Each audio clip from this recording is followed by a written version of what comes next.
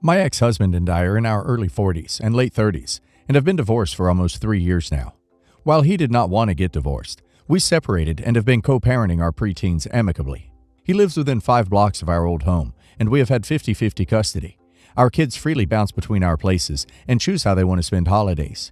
We've tried hard to create a sense of stability despite the change in our family situation, and have standing tune-up therapy twice a year to make sure we're all comfortable with the arrangements. His recent partner, Maria, 29 female, has been the only one to make past the 6-month mark, and prior to this encounter, I would say that she makes him happy and is a pretty reasonable lady. She has a very sweet and precious son, 9, whose father was never in the picture. We all adore him, and generally I thought things were going well. I invited Maria to bring her son to my place if she would like him to join my kids in private language lessons. She accepted, and this has been going on for a few weeks now. My kids adore him. Last week she said something to me that was surprising. She asked me when I would be moving my things out so that my ex and her could be able to cohabitate. I was taken aback and confused, asking her to clarify my current home, this home, and she nonchalantly told me, "You don't need all this space for 3 people. We wouldn't have space at X's current condo." Her son looked so awful and embarrassed at this point that I was like, this conversation would need to include my ex. My kids and I live in a brownstone that my ex and I purchased together 50-50, but that I've been renovating since before the divorce. My ex lives in a nice condo that's spacious, but is still a little bit of a man cave. Later in the evening, I got a text message from her son that was pleading for me to forgive his mom, that he's sorry for his mom and not to tell my ex. I feel awful, but I think I should let my ex know this conversation occurred and let him handle it. Would I be the a-hole if I told my ex-husband my concerns about his girlfriend?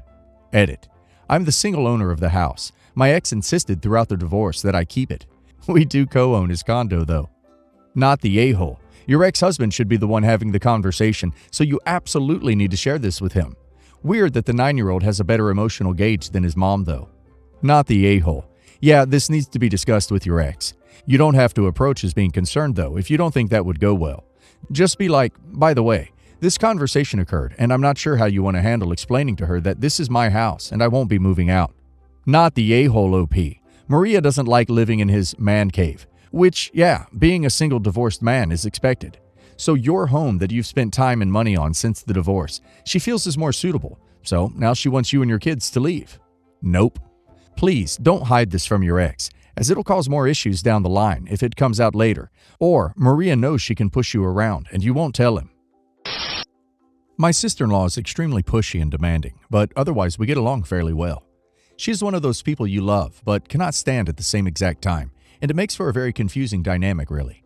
I'm 25 female, and she is 36 female, I believe, and likes to try and play mother hen to me and my husband because she is older and wiser, and we don't have the guidance you need because your parents suck. She hates my mother, and she hates my husband's father. She has only met my mother once and has no reason to hate her, but whatever. These are her excuses anyways. Keeps saying we are wet behind the ears and don't know real life yet, and thinks that she needs to make decisions for us, or try. But my husband and I are not afraid to put our foot down and tell her off, and she has toned down quite a bit in just the past year alone, thank God. So my husband and I are house searching for another rental because we don't have the ability to buy right now and hate our current apartment. It's been extremely difficult, as the housing market for renters is absolute garbage currently, with way too high expectations. I mean $1,600 with nothing included for a 1-bedroom, no pets allowed, 620 credit score, $50 application fee per adult, and 3 years of perfect rental history for a house that has mold and 50s cabinets is steep. My sister-in-law said she wanted to help us search, which is fine, but she starts sending us homes out of state. See, she has a daughter, 18, who is in college in another state, and she keeps sending us houses from that state, saying it's so cheap there, or it's so much nicer there. Realistically, she wants us to move there so she can stop paying for a dorm for her daughter and have her daughter move in with us. She mentioned it after the fact. If you go there, Sarah can just move in with you and save everyone money. I've already told her I'm not leaving state. She dropped it for a bit. But yesterday, my husband's grandma came to visit for the first time in over 4 years, so we all had a dinner to celebrate. Sister-in-law brings up again that we need to move out to Kentucky to help out her daughter. I politely said no, but she just kept pushing the issue and would not let up because it would be such a help and we need to think about others too. Or family needs to help family. And eventually I snapped. I asked her why she thinks I should move out of state to cater to her child when she can do so herself, and why she expects me to drop my entire life for a girl I barely know. She never had custody of her kid, so I've met her twice. She goes silent and excuses herself. My mother-in-law is chuckling. However, my sister-in-law's husband says I'm out of line because his wife is just trying to get everyone closer and trying to get the family to help one another. Am I the a-hole? Not the a-hole, and your brother-in-law is a joke. No, she wanted her daughter to freeload off you. Though what state is cheaper than Kentucky? Though it's probably more the city you live in that makes rents high. Rents are high where I live, but way higher in the cities. Not the a-hole, but I'm pretty sure you know that already. Funny how your sister-in-law's definition of helping out the family and bringing everyone closer together only focuses on what she wants. If she really wanted to do what was best for everyone, she'd listen when you tell her something's a non-starter and quit pushing, especially when the thing's going to affect your life a lot more than hers. Yes, the a-hole. Telling you to uproot your lives for her kid does not meet the definition of helping. Sure, it's cheaper in Kentucky, but jobs pay less as well. Is she going to find both of you new jobs and make up the difference in salary cut herself for you both for the next who knows how many decades? You were absolutely correct to tell her if Kentucky is so nice and she wants to help her daughter, she should move. I bet her daughter hasn't been given any input to this and would not want to move out of her dorm to live with relatives, and definitely not her mom. My fiancé and I have been together for 2.5 years and have been engaged for 5 months. We both anticipated a longer engagement period, but recently found out that she was pregnant. She is 3 months along and rather distressed because her Seventh-day Adventist parents may have reluctantly accepted that even the devout young people in their strict faith were breaking the no premarital sex tenet. She said they'd go ballistic if the baby was born before we were married. I agreed to her proposal we speed things up and get the invitations out as soon as possible. When my older brother found out, he offered up his second house for us to use so we didn't have to rent out anything. My fiancé ended up staging an engagement shoot for the both of us, and friends were very supportive, sharing the posts and helping us set up a registry. However, I end up getting a message from a good friend asking me to meet up. I got to his house and he tells me he's sorry, but he needs to tell me something. He said that he has recently become friends with somebody who used to date my fiancé's roommate. Let's call that friend John, and the roommate Nicole. So John and Nicole broke up but remained friends. When our wedding posts were being shared, Nicole found it popping up in her feeds. Nicole and my fiancé gradually lost touch after their 15-month lease together ended, but both her and John lost their minds when they realized that her former roommate was marrying the brother of the man she was having an affair with 6 years ago. John asks my friend how I can deal with marrying my brother's ex-mistress, and if I even knew. My good friend said he needed to bring this to me because he knew I had no idea. He tells me John is a trustworthy guy and was asking permission to send some photos and screenshots he got from Nicole to me, if I didn't know about this. I was shell-shocked, but I asked for John's number. He texts back quickly and sends me a screenshot of a Snapchat of my fiancé kissing my brother, taken by Nicole without them knowing, and screenshots of text messages between my fiancé and Nicole talking about my brother's wife and just saying that she's realizing he may be seeing divorce lawyers, but will never file for divorce. Texts about having my now 10-year-old niece because my brother says he's only staying with his wife for his daughter.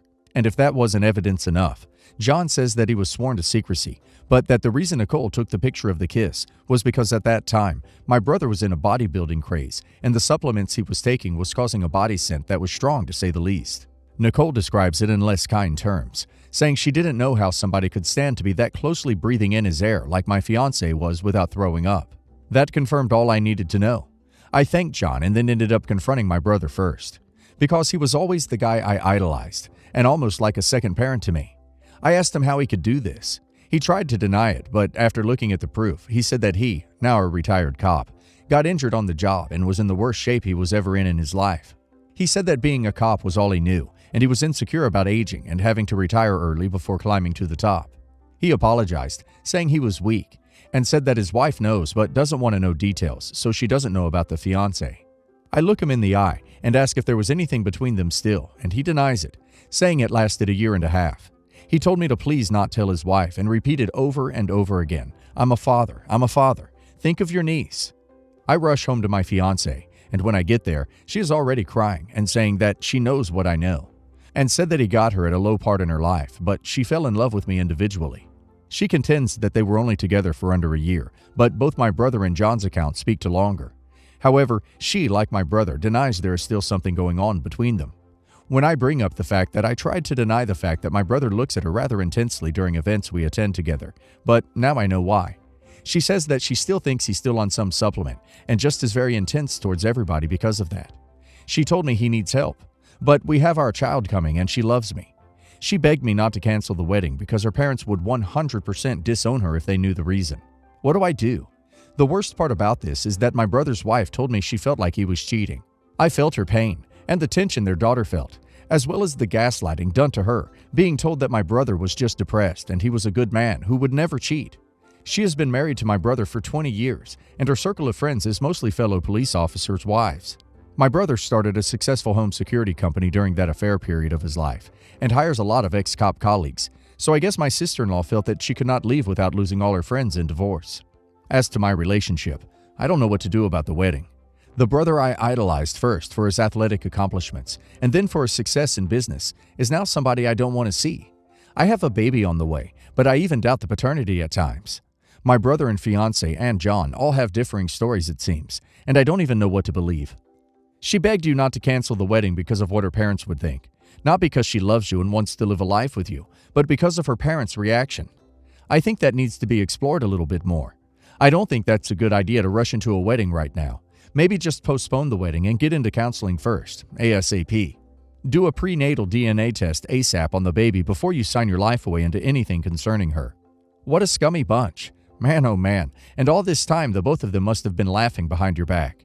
Please, do not make the mistake of marrying her. I implore you, buddy. Don't get married to her. She would not have told you. The only reason you found out is because your friend told you. Also, she has a pretty ducked character to hate a 10-year-old child because the affair partner is too cowardly to admit he doesn't actually want to leave his wife and is blaming it on his kid. Not a great look for him, or lying to his younger brother until he was confronted with the literal texts. Think about that for a second. He lied to your face and would have doubled down unless you had physical evidence. How much of your fiancé's drive to meet you, date you, etc. was because she was pissed your brother wouldn't leave his wife and wanted to stay in his life and duck with him? Things happen, but their lying seals the deal. I wish you the best. Please do not marry this person.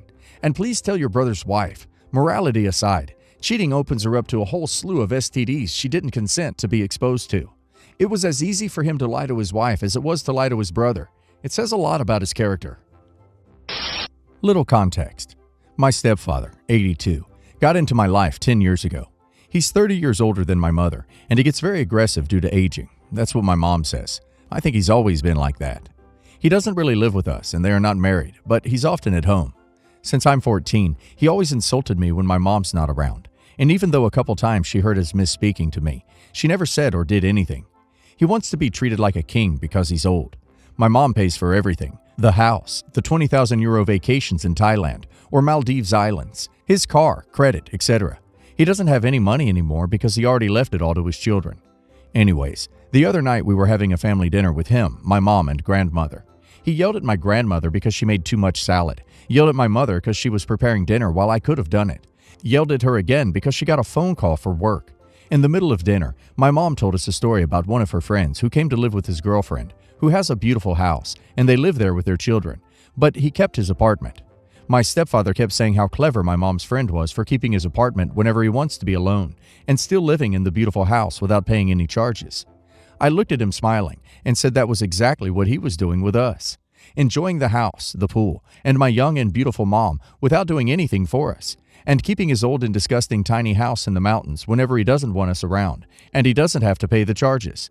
He called me a sad witch and that I should leave the house, which I didn't. My mom and grandmother say I have to apologize for disrespecting a man that's older than me, and I shouldn't have spoken in the first place if I didn't agree with him. So am I the a-hole here? Who is this guy, and what does your mom see in him? Your mom is 52, and she's lowering herself to this old, petty, stinky, wrinkly old man. For what? What is he offering in the relationship? Knock some sense into your mom. Show her the picture of J-Lo and Ben Affleck.